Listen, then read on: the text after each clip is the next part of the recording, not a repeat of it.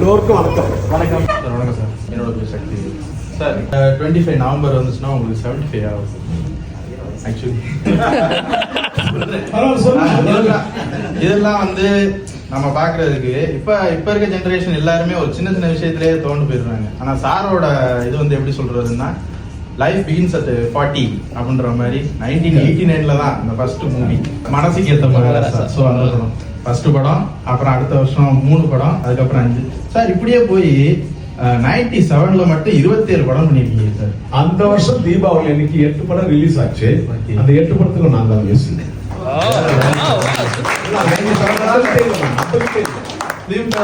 Film ஃபேரோட அப்பதான் நீங்க ஆமா கன்னட படத்துக்காக ஒரு படம். சோ அந்த 40 வருஷம் இருக்குல்ல சார், நீங்க ஸ்டார்ட் பண்ணதே விஜய் அந்த இதுல வந்து 40 சோ அது வரைக்கும் நீங்க பட்ட ஸ்ட்ரகிள் தான் ஒரு சின்ன மோட்டிவேஷன் மாதிரி பசங்களுக்கு.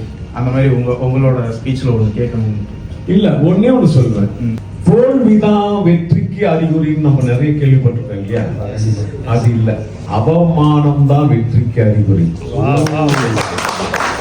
எவ்வளவு தூரம் அவமானப்படுத்தப்படுகிறோமோ அவ்வளவும் நம்மளுடைய இது வந்து பேங்க்ல டெபாசிட் ஆயிட்டு இருக்கு.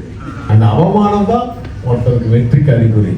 நான் பட்ட அவமானங்களை வந்து ஒரு ஜென்மத்துல சொல்லிட முடியாது, பல ஜென்மங்கள் இருக்கணும். அப்படி அவமானத்தை தாங்கி வரும்போது பொறுமையா இருக்கலாம்.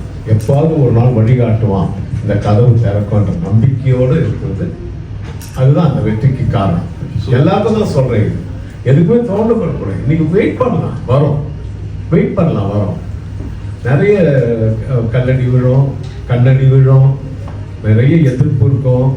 இந்த காதுல வாங்கி இந்த காதுல, அதுதான் 2 காது வச்சிருக்கோம். அங்க வாங்கி இங்க அவ்வளவுதான். ஓகே,